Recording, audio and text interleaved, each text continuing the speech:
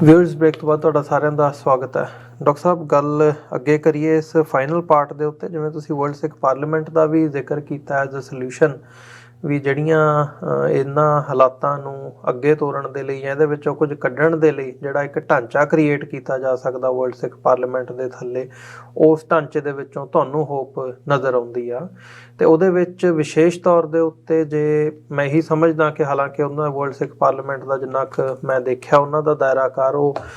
ਇੱਕ chapter India ਦੇ ਵਿੱਚ, ਪੰਜਾਬ ਦੇ ਵਿੱਚ ਵੀ ਉਲੀਕਦੇ ਆ, ਦੇਖਦੇ ਆ ਭਵਿੱਖ ਦੇ ਵਿੱਚ, ਅਤੇ ਬਾਹਰ ਦੇ ਵਿੱਚ ਬਾਹਰਲੇ ਸਿੱਖਾਂ ਦੇ ਉੱਤੇ ਵੀ, ਮੋਢਿਆਂ ਦੇ ਉੱਤੇ ਵੀ ਉਹਦਾ ਭਾਰ ਹੈ। ਸੋ ਡਾਇਸਪੋਰਾ ਸਿੱਖਾਂ ਦਾ ਜਿਹੜਾ ਇਹ ਸਾਰੀ ਸਟਰਗਲ ਨੂੰ ਅੱਗੇ ਤੋਰਨ ਦੇ ਵਿੱਚ ਰੋਲ ਹੈ, ਉਹਨੂੰ ਤੁਸੀਂ ਕਿਵੇਂ ਦੇਖਦੇ ਹੋ? ਉਹਦੀਆਂ ਪ੍ਰਾਪਤੀਆਂ ਅਸੀਂ ਦੇਖਦੇ ਹਾਂ 1984 ਨੂੰ ਕਤਲੇਆਮ ਨੂੰ ਜੈਨੋਸਾਈਡ ਦੇ ਤੌਰ ਦੇ ਉੱਤੇ ਰੈਕਗਨਾਈਜ਼ ਕਰਨ ਦੀ ਗੱਲ ਹੋਵੇ, ਜਾਂ ਹੁਣ ਅਮਰੀਕੀ ਕਾਂਗਰਸ ਦੇ ਵਿੱਚ ਜਿਹੜਾ ਮਤਾ ਆਇਆ ਨੈਸ਼ਨਲ ਸਿੱਖ ਡੇ, ਇਹਦੀ ਗੱਲ ਹੋਵੇ। ਮਤਲਬ ਪ੍ਰਾਪਤੀਆਂ ਸਾਨੂੰ ਨਜ਼ਰ ਆਉਂਦੀਆਂ ਨੇ ਸਟੈਪ ਬਾਏ ਸਟੈਪ ਜਿਹੜੀਆਂ ਹੋ ਰਹੀਆਂ ਨੇ, ਪਰ ਕਿਤੇ ਨਾ ਕਿਤੇ ਜਿਹੜੀ ਮੰਜ਼ਿਲ ਹੈ ਉਹ ਬਹੁਤ ਦੂਰ ਨਜ਼ਰ ਆਉਂਦੀ ਹੈ, ਜਾਂ ਉਹਦੇ ਵਿੱਚ ਜਿਹੜੀਆਂ ਅਸੀਂ ਨਾਕਾਮੀਆਂ ਦੀ ਵੀ ਜ਼ਿਕਰ ਕਰਦੇ ਹਾਂ, ਉਹ ਐਂ ਲੱਗਦਾ ਵੀ ਕਿਤੇ ਨਾ ਕਿਤੇ ਉਹ ਰੋੜਾ ਬਣ ਰਹੀਆਂ ਨੇ ਕਿ ਅਸੀਂ ਅੱਗੇ ਨੂੰ ਵੱਧ ਸਕੀਏ। ਸੋ ਡਾਇਸਪੋਰਾ ਸਿੱਖਾਂ ਦਾ ਰੋਲ ਅਤੇ ਨਾਲ ਹੀ ਨਾਲ ਉਹਨੂੰ ਅੱਗੇ ਤੋਰਨ ਦੇ ਲਈ ਕੀ ਕਰਨਾ ਬਣਦਾ? ਦੇਖੋ, ਜੇ ਅਸੀਂ 20ਵੀਂ ਸਦੀ ਵਾਲੀ ਨਜ਼ਰ ਮਾਰੀਏ ਤੇ ਜੇ ਅਸੀਂ ਈਵਨ ਇੰਡੀਅਨ ਨੈਸ਼ਨਲ ਕਾਂਗਰਸ ਉਸ ਦੀ ਲੀਡਰਸ਼ਿਪ ਦੇਖਦੇ ਹਾਂ, ਗਾਂਧੀ, ਨਹਿਰੂ, ਪਟੇਲ ਔਰ ਮਦਨ ਮੋਹਨ ਮਾਲਵੀਆ ਜਿਹੜਾ ਬਾਅਦ 'ਚ ਹਿੰਦੂ ਮਹਾਸਭਾ ਚਲਾ ਜਾਂਦਾ, ਸਾਰੇ ਹੀ ਲੰਡਨ ਰਿਟਰਨਡ ਵਕੀਲ।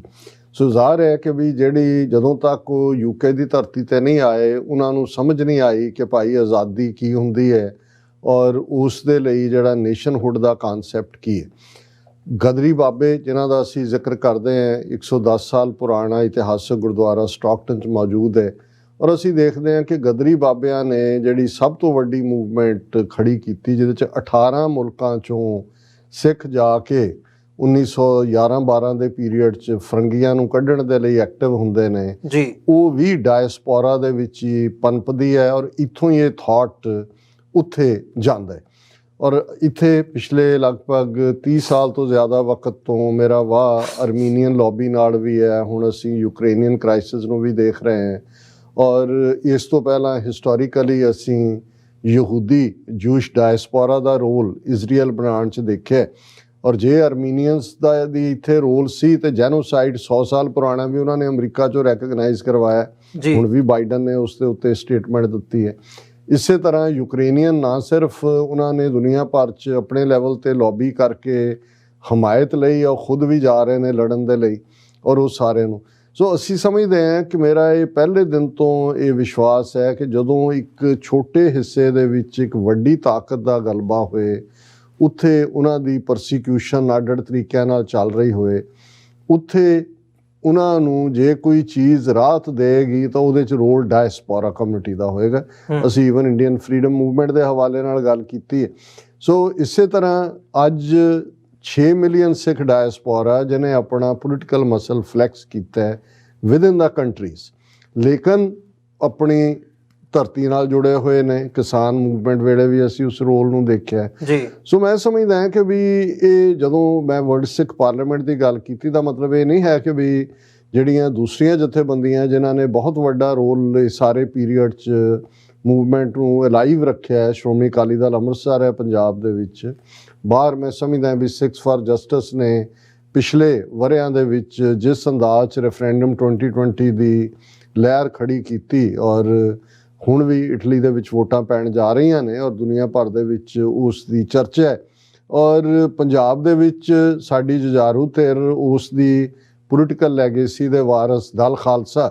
ਜਿਨ੍ਹਾਂ ਨੇ ਸਮੇਂ-ਸਮੇਂ ਹੁਣ ਵੀ ਉਹ ਖਾਲਿਸਤਾਨ ਡੇ ਵੀ, ਡੈਕਲੇਰੇਸ਼ਨ ਡੇ ਨੂੰ ਵੀ ਸੈਲੀਬ੍ਰੇਟ ਕਰ ਰਹੇ ਨੇ, ਔਰ ਉਸ ਦੇ ਨਾਲ ਈਵਨ ਇੰਡੀਵਿਜੂਅਲ ਐਫਰਟਸ ਔਰ ਹੋਰ ਬਹੁਤ ਸਾਰੀਆਂ ਜਥੇਬੰਦੀਆਂ ਜਿਹੜੀਆਂ ਬਾਹਰ ਸਿੱਖ ਯੂਥ ਆਫ ਅਮਰੀਕਾ ਨੇ ਇੱਕ ਬੜਾ ਸੈਂਟਰਲ ਰੋਲ ਅਦਾ ਕੀਤਾ ਔਰ ਹੁਣ ਵੀ ਕਰ ਰਹੇ ਨੇ। ਲੇਕਿਨ ਜਦੋਂ ਮੈਂ ਇਹ ਸਮਝਦਾ ਹਾਂ ਕਿ ਵੀ ਜਦੋਂ ਤੁਸੀਂ ਕਲੈਕਟਿਵ ਰਿਪਰੈਜ਼ੈਂਟੇਸ਼ਨ ਦੀ ਗੱਲ ਕਰਦੇ ਹੋ, ਹੁਣ ਖਾਲਿਸਤਾਨ ਦੀ ਡੈਕਲੇਰੇਸ਼ਨ ਡੇ ਕਿਉਂ ਇੰਪੋਰਟੈਂਟ ਹੈ? ਬੇਸ਼ੱਕ ਸਰਬੱਤ ਖਾਲਸਾ ਸੱਦਿਆ ਤਾਂ ਪੰਥਕ ਕਮੇਟੀ ਜਿਹਦੇ 'ਚੋਂ ਨਿਕਲੀ ਉਹ ਦਮਦਮੀ ਟਕਸਾਲ ਨੇ ਸੀ, ਉਦੋਂ ਆਪਸ 'ਚ ਦੂਸਰੀਆਂ ਧਿਰਾਂ ਦੇ ਨਾਲ ਉਨੀ ਸਹਿਮਤੀ ਨਹੀਂ ਸੀ, ਪਰ ਇਵੈਂਚੁਅਲੀ ਉਹੀ ਪੰਥਕ ਕਮੇਟੀ ਜਾਂ ਚਾਰ ਜੁਝਾਰੂ ਜਥੇਬੰਦੀਆਂ 'ਚ ਜਦੋਂ ਬੱਬਰ ਖਾਲਸਾ ਨੇ ਵੀ ਜੁਆਇਨ ਕੀਤਾ ਔਰ ਦੂਸਰਾ ਔਰ ਹਰ ਕੋਈ ਕਿਸੇ ਨੂੰ ਕੋਈ ਡਿਨਾਇਲ ਨਹੀਂ ਹੈ ਛੱਡ ਕੇ ਅਕਾਲੀਆਂ ਨੂੰ ਕਿ ਕਿਸੇ ਨੇ 29 ਅਪ੍ਰੈਲ 1986 ਦੀ ਖਾਲਿਸਤਾਨ ਦੀ ਡੈਕਲੇਰੇਸ਼ਨ ਨੂੰ ਮਾਨਤਾ ਨਾ ਦਿੱਤੀ ਹੋਏ, ਕਿਉਂਕਿ ਉਸ ਦਾ ਹਿਸਟੋਰੀਕਲ ਪਰਸਪੈਕਟਿਵ ਅਕਾਲ ਤਖਤ ਦੀ ਛਤਰ ਛਾਇਆ ਥੱਲੇ ਸਰਬੱਤ ਖਾਲਸਾ ਹੈ। ਸੋ ਇਸੇ ਤਰ੍ਹਾਂ ਚੱਬੇ ਦਾ ਸਰਬੱਤ ਖਾਲਸਾ ਬੇਸ਼ੱਕ ਲੀਡ ਸ਼੍ਰੋਮਣੀ ਅਕਾਲੀ ਦਲ ਅੰਮ੍ਰਿਤਸਰ ਦੀ ਔਰ ਉਹਨਾਂ ਜਥੇਬੰਦੀਆਂ ਦੀ ਰਹੀ, ਲੇਕਿਨ ਉਸ ਦੇ ਫੈਸਲੇ ਅਲਟੀਮੇਟਲੀ ਜਥੇਦਾਰ ਜਗਤਾਰ ਸਿੰਘ ਹਵਾਰਾ ਅੱਜ ਵੀ ਤਿਹਾੜ ਜੇਲ੍ਹ 'ਚ ਉਵੇਂ ਹੀ ਆਪਣੇ ਕੌਜ਼ ਨੂੰ ਸਮਰਪਿਤ ਜਿਹੜੇ ਨੇ ਉਹਨਾਂ ਦੀ ਭਬਕਾਰ ਹੈ। ਸੋ ਅਸੀਂ ਇਹ ਸਮਝਦੇ ਹਾਂ ਵੀ ਗੱਲ ਕਨਸੈਪਟ ਦੀ ਹੈ, ਔਰ ਜਦੋਂ ਵੀ ਕੋਈ ਚਾਹੇਗਾ ਸਾਡੇ ਨਾਲ ਗੱਲਬਾਤ ਕਰਨਾ, ਪੰਜਾਬ 'ਚੋਂ ਤੁਸੀਂ ਕਹੋ ਜੀ ਹੁਣ ਤਾਂ ਈਵਨ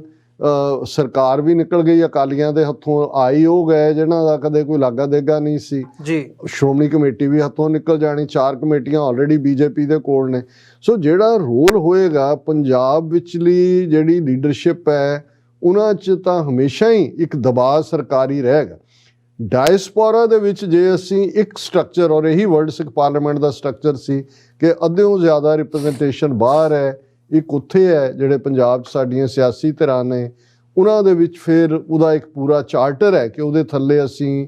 ਕਿਵੇਂ ਮੂਵ ਕਰਨਾ ਹੈ। ਔਰ ਮੈਂ ਇਸ ਨੂੰ ਜਿਵੇਂ ਫਲਸਤੀਨੀਆਂ ਦੀ ਗਵਰਨਮੈਂਟ ਇਨ ਐਗਜ਼ਾਈਲ ਸੀ ਜਾਂ ਕਿਸੇ ਜ਼ਮਾਨੇ 'ਚ ਆਇਰਿਸ਼ ਲੋਕਾਂ ਦੀ ਸੀ ਜਿਹਦੇ ਤੋਂ ਬਾਅਦ ਜਿਹੜੀ ਹੈ ਉਹ ਨੈਗੋਸ਼ੀਏਟਡ ਸੈਟਲਮੈਂਟ ਨਾਰਦਰਨ ਆਇਰਲੈਂਡ ਦੀ ਹੋਈ, ਸੋ ਮੈਂ ਇਹਨੂੰ ਇਸ ਢਾਂਚੇ ਦੇ ਤੌਰ ਤੇ ਦੇਖਦਾ। ਔਰ ਮੈਂ ਸਮਝਦਾ ਵੀ ਬੇਸ਼ੱਕ ਸ਼ੁਰੂ ਦੇ ਵਿੱਚ ਥੋੜ੍ਹੀਆਂ ਬਹੁਤ ਬਿਕਰਿੰਗਸ ਨੇ, ਥੋੜ੍ਹਾ ਬਹੁਤ ਆਪੋਜੀਸ਼ਨ ਵੀ ਹੈ, ਪਰ ਅਲਟੀਮੇਟਲੀ ਅਸੀਂ ਉਸ ਪਾਸੇ ਵੱਲ ਵੱਧ ਰਹੇ ਹਾਂ ਜਿੱਥੇ ਵੀ agri to disagree the line ਕਿ ਭਾਈ ਅਸੀਂ ਬੇਸ਼ੱਕ ਕੁਛ ਮੁੱਦਿਆਂ 'ਤੇ ਸਹਿਮਤ ਨਾ ਹੋਈਏ ਪਰ ਅਸੀਂ ਇਸ ਫੀਲਡ ਦੇ ਵਿੱਚ ਇੰਨਾ ਕੁ ਸਾਡਾ ਰੋਲ ਹੋਏਗਾ। ਔਰ ਇਹ ਇੱਕ ਰਿਪਰੈਜ਼ੈਂਟੇਟਿਵ ਬਾਡੀ ਦੇ ਤੌਰ ਤੇ, ਕਿਉਂਕਿ ਸਰਬੱਤ ਖਾਲਸਾ ਦੀ ਸਟੈਂਪ ਹੈ ਔਰ ਇਸ ਦੀ ਇੱਕ ਆਪਣੀ ਰੈਕਗਨੀਸ਼ਨ ਹੋਏਗੀ ਜਦੋਂ ਭਵਿੱਖ ਦੇ ਵਿੱਚ ਅਸੀਂ ਇੰਟਰਨੈਸ਼ਨਲ ਜਿਹੜੇ ਵੀ ਕੋਈ ਨੈਗੋਸ਼ੀਏਟਰ ਨਿਕਲਦੇ ਨੇ ਸਾਡੇ ਨਾਲ ਹਮਦਰਦ ਜਿਹੜੇ ਮੁਲਕ ਨੇ ਉਹ ਗੱਲਬਾਤ ਕਰਨਾ ਚਾਹੁੰਦੇ ਨੇ। ਔਰ ਮੈਂ ਸਮਝਦਾ ਵੀ ਇਸ ਨੂੰ ਸਾਨੂੰ ਫੋਰਟੀਫਾਈ ਕਰਨ ਦੀ ਲੋੜ ਹੈ, ਇਸ ਨੂੰ ਪਾਵਰਫੁਲ ਬਣਾਉਣ ਦੀ ਲੋੜ ਹੈ। ਜੀ ਡਾਕਟਰ ਸਾਹਿਬ, ਬਿਲਕੁਲ ਬਹੁਤ ਬਹੁਤ ਧੰਨਵਾਦ, ਤੁਸੀਂ ਸਾਡੇ ਨਾਲ ਵਿਚਾਰਾਂ ਦੀ ਸਾਂਝ ਪਾਈ ਹੈ। ਸਾਡੇ ਦਰਸ਼ਕਾਂ ਦੇ ਲਈ ਜਿਹੜੇ ਇਸ ਵਕਤ ਸਾਡੇ ਨਾਲ ਦੂਰ ਦਰਾਡੇ ਨਾਰਥ ਅਮਰੀਕਾ ਦੇ ਵਿੱਚੋਂ ਜੁੜੇ ਆ ਜਾਂ ਸੋਸ਼ਲ ਮੀਡੀਆ ਰਾਹੀਂ ਸਾਨੂੰ ਦੁਨੀਆ ਭਰ ਦੇ ਵਿੱਚ ਦੇਖ ਰਹੇ ਆ ਵਿਊਅਰਸ, ਸਾਨੂੰ ਤੁਹਾਡੀ ਸਹਾਇਤਾ ਦੀ ਵੀ ਲੋੜ ਹੈ, ਤੁਹਾਡੀ ਇਨਪੁਟ ਦੀ ਵੀ ਲੋੜ ਹੈ ਤੇ ਨਾਲ ਹੀ ਨਾਲ ਤੁਹਾਡੇ ਫਾਈਨੈਂਸ਼ੀਅਲ ਸਪੋਰਟ ਦੀ ਵੀ ਲੋੜ ਹੈ। ਸੋ ਤੁਸੀਂ ਸਾਡੀ ਵੈਬਸਾਈਟ ਦੇ ਉੱਤੇ ਜਾ ਕੇ ਸਾਨੂੰ ਡੋਨੇਟ ਕਰ ਸਕਦੇ ਹੋ ਜਾਂ ਫਿਰ ਜਿਹੜੀ ਸਕਰੀਨ ਦੇ ਉੱਤੇ ਇਨਫੋਰਮੇਸ਼ਨ ਆ ਰਹੀ ਹੈ ਉਸ ਰਾਹੀਂ, ਫੋਨ ਨੰਬਰ ਰਾਹੀਂ 5166191984 ਦੇ ਰਾਹੀਂ ਤੁਸੀਂ ਸਾਡੇ ਤੱਕ ਸੰਪਰਕ ਵੀ ਕਰ ਸਕਦੇ ਹੋ। ਸਪਾਂਸਰਸ਼ਿਪਸ ਰਾਹੀਂ ਵੀ ਸਾਡੀ ਸਪੋਰਟ ਕਰ ਸਕਦੇ ਹੋ ਤੇ ਜੋ ਵੀ ਤੁਸੀਂ ਆਪਣੇ ਦਸਵੰਧ ਦੇ ਵਿੱਚੋਂ ਡੋਨੇਟ ਕਰਨਾ ਚਾਹੁੰਦੇ ਹੋ ਉਹ ਵੀ ਤੁਸੀਂ ਸਾਨੂੰ TV84 ਦੇ ਪਲੇਟਫਾਰਮ ਨੂੰ ਚੱਲਦਾ ਰੱਖਣ ਦੇ ਲਈ ਡੋਨੇਟ ਕਰ ਸਕਦੇ ਹੋ। ਮੈਂ ਦੁਬਾਰਾ ਫੇਰ ਮੈਂਸ਼ਨ ਕਰ ਦਿਆਂ ਕਿ ਅਸੀਂ ਤੁਹਾਡੀਆਂ ਡੋਨੇਸ਼ਨਸ ਦੇ ਸਿਰ ਦੇ ਉੱਤੇ ਹੀ ਚੱਲ ਰਹੇ ਹਾਂ। ਕਿਸੇ ਵੀ ਤਰ੍ਹਾਂ ਦੀ ਹੋਰ ਜਿਹੜੀ ਸਹਾਇਤਾ ਹੈ, ਐਡਸ ਨੇ ਜਾਂ ਕੋਈ ਕਾਰਪੋਰੇਟ ਮਾਡਲ ਆ, ਉਹ ਸਾਡਾ ਹਿੱਸਾ ਨਹੀਂ ਹੈ। ਕਿਸੇ ਵੀ ਤਰ੍ਹਾਂ ਦੀ ਜੋਤਿਸ਼ ਦੀ ਜਾਂ ਜੰਤਰੀ ਮੰਤਰੀ ਤੰਤਰੀ ਦੀ ਕੋਈ ਹੋਰ ਕਿਸੇ ਕਿਸਮ ਦੀ ਐਡ ਜਿਹੜੀ ਹੈ, ਜਿਹੜੀ ਸਿੱਖ ਪ੍ਰਿੰਸੀਪਲਸ ਤੋਂ ਬਾਹਰ ਜਾਂਦੀ ਹੈ, ਉਹਨੂੰ ਅਸੀਂ ਨਹੀਂ ਐਂਟਰਟੇਨ ਕਰਦੇ, ਤੁਸੀਂ TV84 ਤੇ ਨਹੀਂ ਦੇਖੋਗੇ। ਸੋ ਪੰਥਕ ਹਿੱਤਾਂ ਦੀ ਜਿਹੜੀ ਹੈ ਉਸ ਨੂੰ ਮੁੱਖ ਰੱਖਦਿਆਂ ਹੋਇਆ TV84 ਨੂੰ ਅਸੀਂ ਚਲਾ ਰਹੇ ਹਾਂ। ਸੋ ਜਿੰਨਾ ਤੁਸੀਂ ਦਸਵੰਧ ਦੇ ਵਿੱਚੋਂ ਯੋਗਦਾਨ ਪਾ ਸਕਦੇ ਹੋ, ਅਸੀਂ ਬਹੁਤ ਬਹੁਤ ਤੁਹਾਡੇ ਧੰਨਵਾਦੀ ਹੋਵਾਂਗੇ। ਸੋ ਇਹਨਾਂ ਹੀ ਸ਼ਬਦਾਂ ਦੇ ਨਾਲ ਅੱਜ ਇਸ ਪਲੇਟਫਾਰਮ, ਇਸ ਸ਼ੋਅ ਦੇ ਵਿੱਚ ਤੁਹਾਡੇ ਕੋਲੋਂ ਇਜਾਜ਼ਤ ਚਾਹਾਂਗੇ। ਦੁਬਾਰਾ ਫੇਰ ਤੁਹਾਡੇ ਨਾਲ ਮੁਲਾਕਾਤ ਹੋਵੇਗੀ। ਫਤਿਹ ਦੀ ਸਾਂਝ ਪਾਈਏ ਅੰਤ ਦੇ ਵਿੱਚ। ਵਾਹਿਗੁਰੂ ਜੀ ਕਾ ਖਾਲਸਾ, ਵਾਹਿਗੁਰੂ ਜੀ ਕੀ ਫਤਿਹ।